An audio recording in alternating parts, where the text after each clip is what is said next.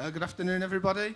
I'm Phil Coyne, as John said. I'm Strategic Director for City Development and Neighbourhoods at Leicester. There are a team of us from Leicester and Leicestershire at MIPIM this year, and this is just a few minutes really to tell you about some of the things that are going on across the area, some of the opportunities coming forward, and a little bit, hopefully, about what to expect if you choose to come and work with us. So, Leicester and Leicestershire in many ways is a very unique location. There aren't many areas that you will get a mix of sort of the urban, the rural, the suburban, and opportunities to invest across sort of residential at sort of high density, low density, rural market town level, right through to opportunities in very high tech, through to food and drink, visitor economy, and logistics and big sheds, if that's what you do.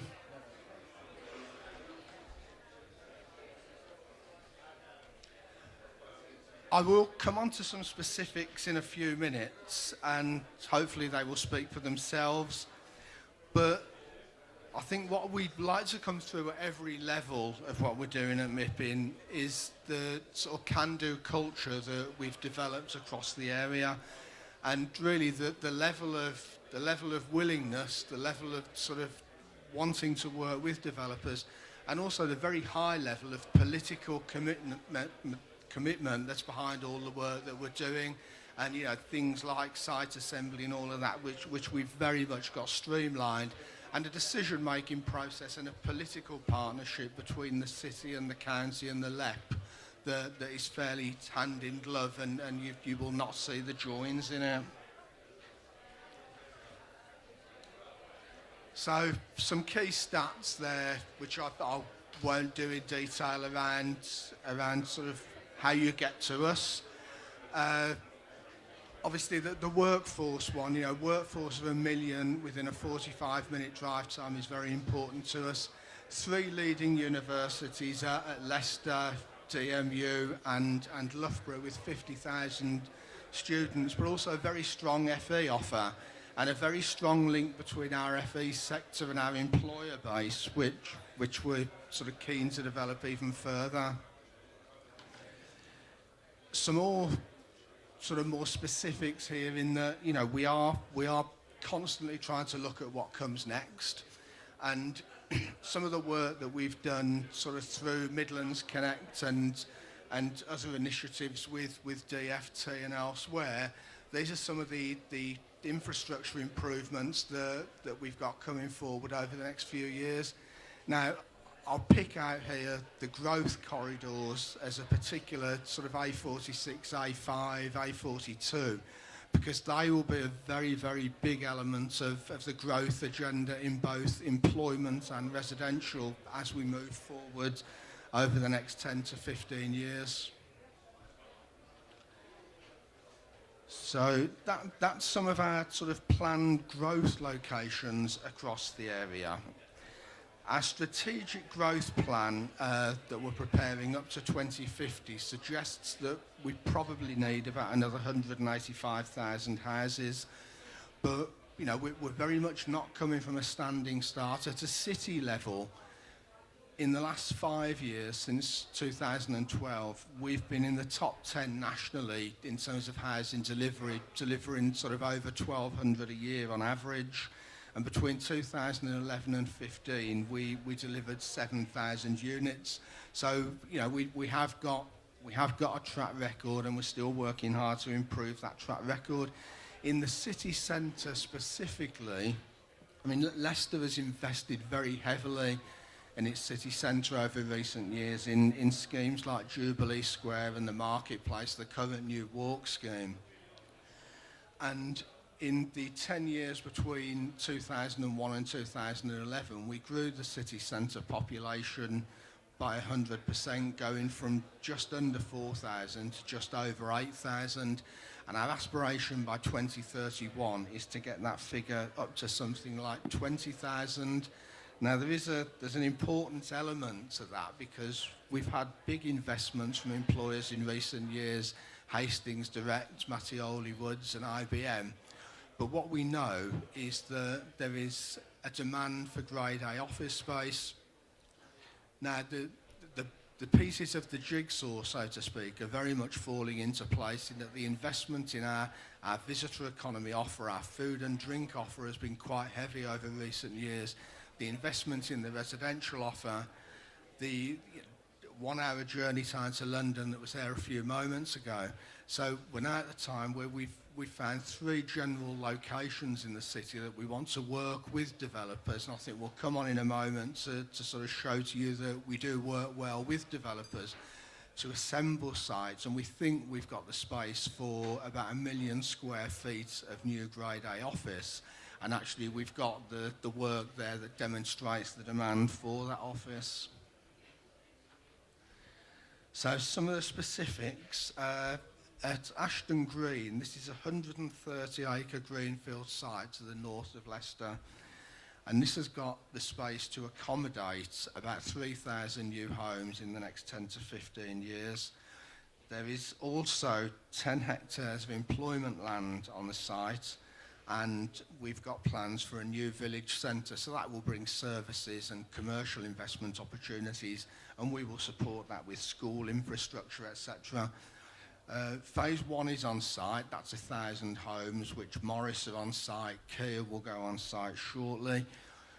We got a £5 million grant from Highways England to release the infrastructure for that, and we've recently received an approval for £10 million worth of housing infrastructure funding, which will unlock the next phase, which is a further 1,000 units. So we took here, the city here has took very much a strategic sort of land promoter role in that we are servicing and accessing the plots to prepare them ready for developers.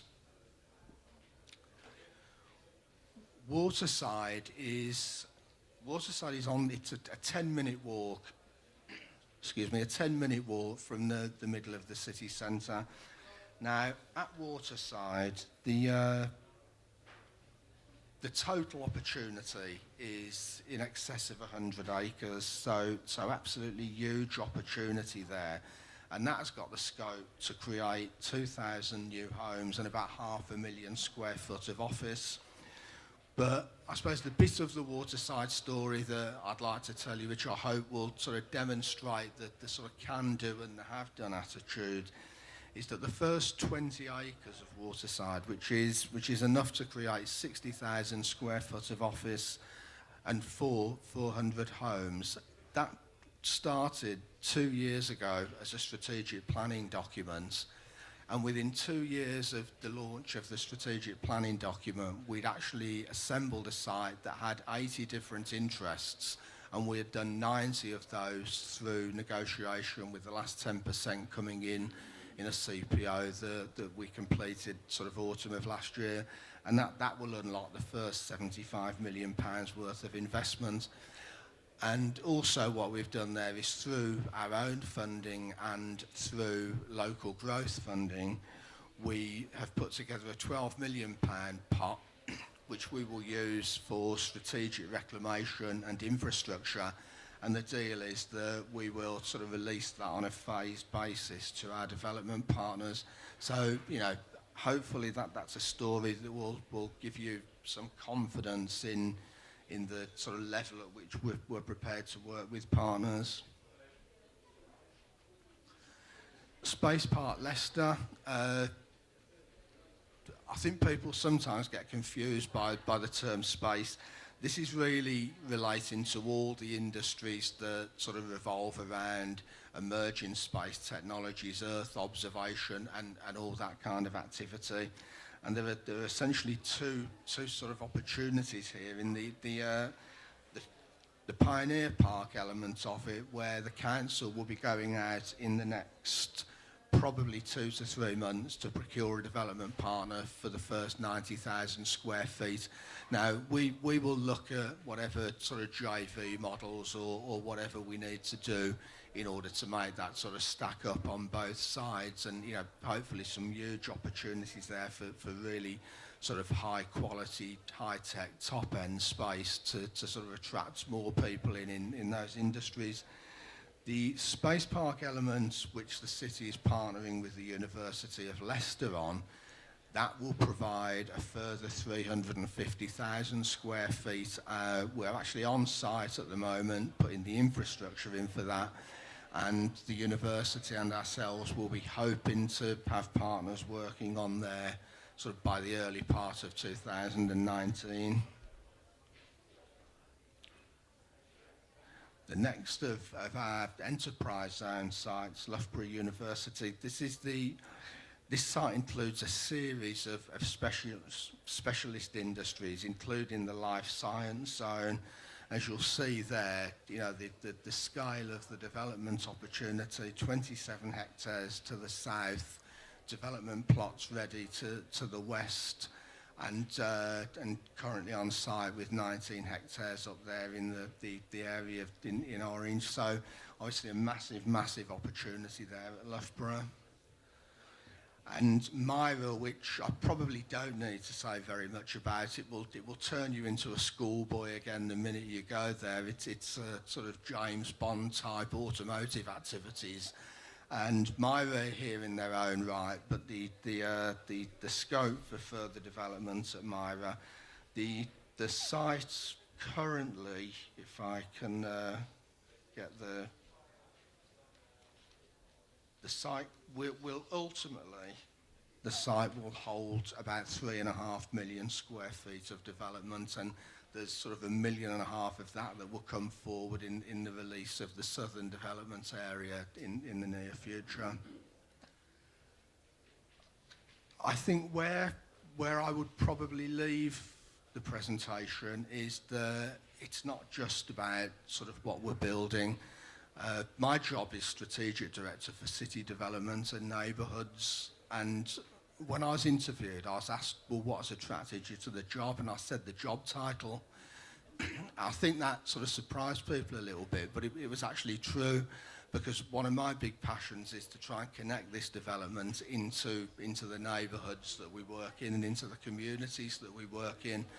Now, with the 3 universities, I think we're sort of getting very good at sort of graduate retention and sort of at the high end, and with the HE colleges. But Leicester's one of the cities that has recently been selected to work as one of the 5 cities with the government on the new approach to apprenticeships. I mean, there's no point in denying that the apprenticeship levy has had its issues since it was first brought in, but we think it's really important that people remain positive, and what we're going to try and do is a whole range of different ways of looking at apprenticeships to try and find, for instance, non-graduate routes into some of the high-tech sectors, into the business and professional services sector, so we link local people more effectively. Across the city and the county, we're investing in our visitor economy and our food and drink and our cultural offers, so we want to work with the colleges to see if we can take a new approach to sort of hospitality management and everything that goes there with, which is very much taken for granted, but as customers we remember that customer experience.